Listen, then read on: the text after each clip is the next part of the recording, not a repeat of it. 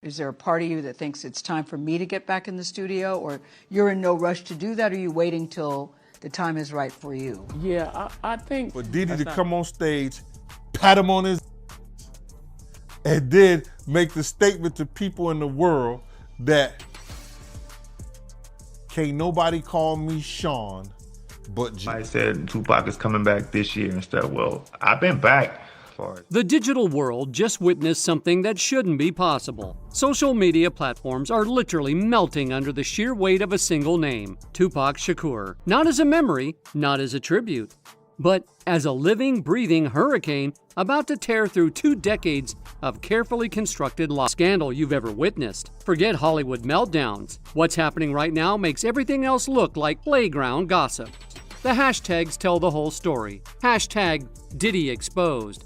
And hashtag Jay-Z secrets aren't just trending, they're dominating every feed.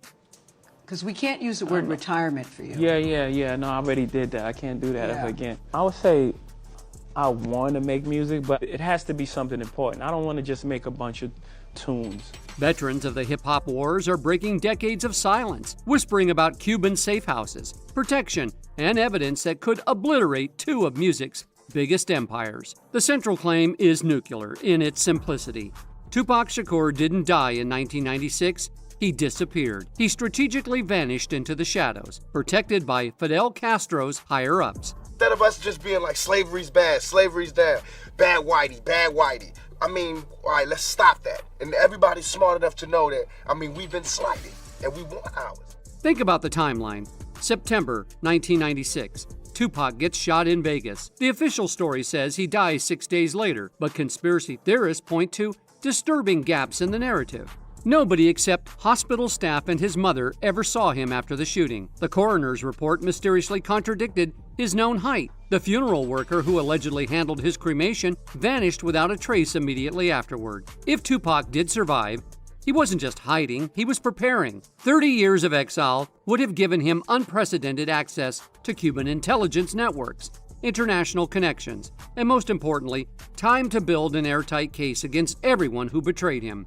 Imagine the strategic advantage. The entire world believes you're dead, so your enemies get comfortable. They make mistakes. They brag about things they shouldn't. They build empires on the foundation of your alleged murk while you're quietly documenting every crime, every betrayal, every secret that could destroy them decades later. The Cuba connection transforms Tupac from a murk victim into something far more dangerous, a ghost with secret protection, international resources, and nearly 3 decades of carefully collected evidence against the people who thought they had permanently silenced hip-hop's most dangerous truth teller.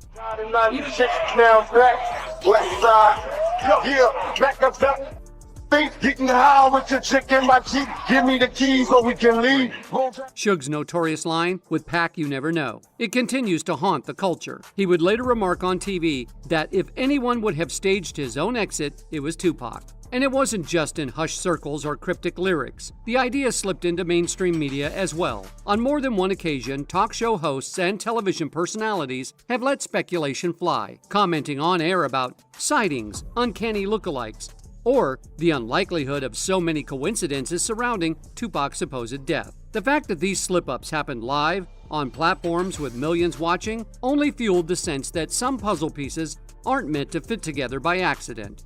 But the real terror haunting industry boardrooms isn't just social media buzz, it's the alleged existence of physical evidence so devastating that its mere mention sends legal teams into panic mode. We're talking about a forbidden manuscript, a comprehensive dossier that conspiracy theorists claim has been locked away in Cuban vaults for nearly 3 decades. This isn't random speculation. Former CIA operatives and intelligence insiders have been quietly suggesting that Castro's regime didn't just offer Tupac sanctuary. They helped him compile what amounts to the most dangerous document in music history. A detailed expose that names names, documents crimes. If these recordings exist and surface, they wouldn't just damage reputations, they'd provide prosecutors with smoking evidence for RICO cases.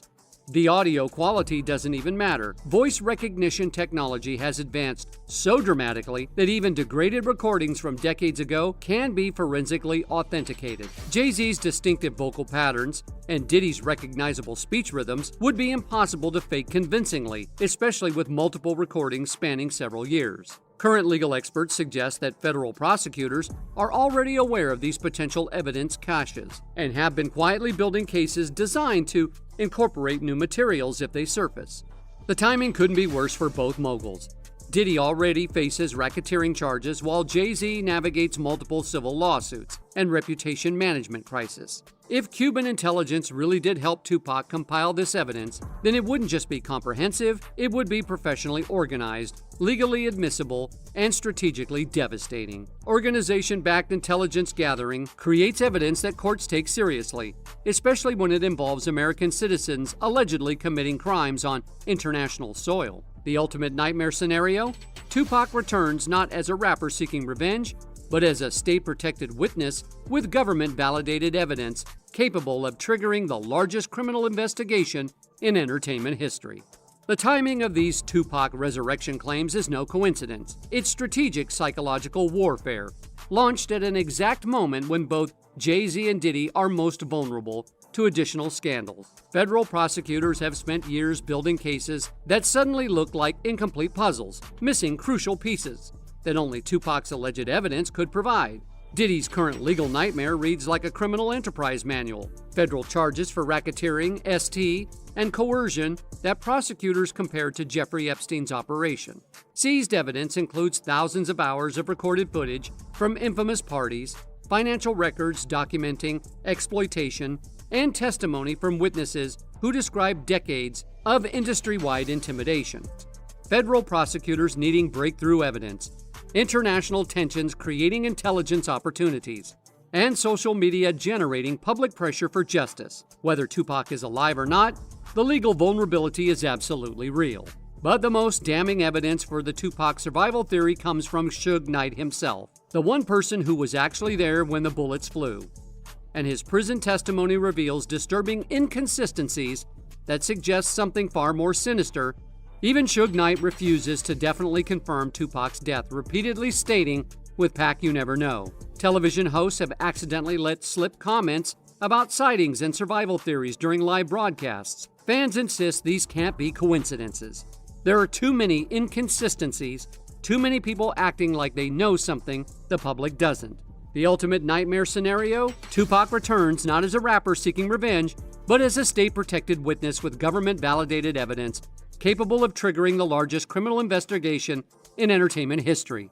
But here's where the story transforms from conspiracy theory into cultural revolution. Whether Tupac is physically alive in Cuban exile or spiritually alive through the mounting evidence against his alleged illers, the impact on hip-hop's power structure is absolutely nuclear. Because this isn't just about one rapper's survival. It's about the exposure of decades of industry corruption, violence, and exploitation that has defined modern music.